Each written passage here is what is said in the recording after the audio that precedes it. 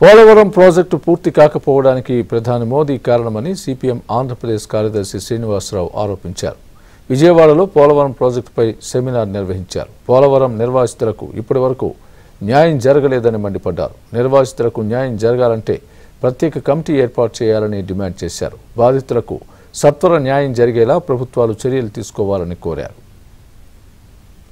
చంద్రబాబు నాయుడు గారి గవర్నమెంట్, గతంలో జగన్ గవర్నమెంట్ ఈ తప్పులు చేయటానికి, ఈ రకమైన అన్యాయం చేయటానికి మూలకారకుడు, అసలు సిసలైన క్రిమినల్ మోడీ అని దాని మీద పోరాడాల్సిన ఆవశ్యకత, దానికి తాజా పరిచినటువంటి అంచనాల ప్రకారం కేంద్రం ఇవ్వాల్సినటువంటి నిధులన్నీ కూడా ఇవ్వాలి అనేటువంటి డిమాండ్ను కూడా మనం జోడించి, ఇది 2014-15లో మొదటిసారి కాంపెన్సేషన్ ప్రకటించిందే కంటిన్యూ అవుతుంది.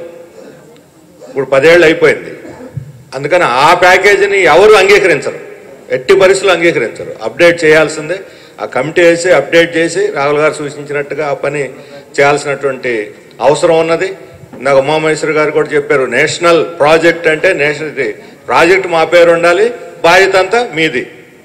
మేము గిరిజనులకి ఇప్పుడు ఇరిగేషన్ కాంపోనెంట్ అని ఏదైతే కేంద్రం ప్రకటించి అదే మా పని అని ఇప్పుడు శోభనాశ్వరరావు గారు చెప్పారు. వాళ్ళకి ఇరిగేషన్ కాంపోనెంట్ అంటే అర్థమే అసలు ప్రకటించలేదు. అంటే విద్యుత్ ఉన్నది, అది రాష్ట్ర ప్రభుత్వం తీసుకుంటుంది. కాబట్టి ఈ నిర్వాసితులు, దాని కింద మునిగిపోయిన నిర్వాసితుల బాధ్యత మాది కాదు. భూమి మీరే సేకరించండి, నిర్వాసితులు మీరే పునరావాసం చేయండి రాష్ట్ర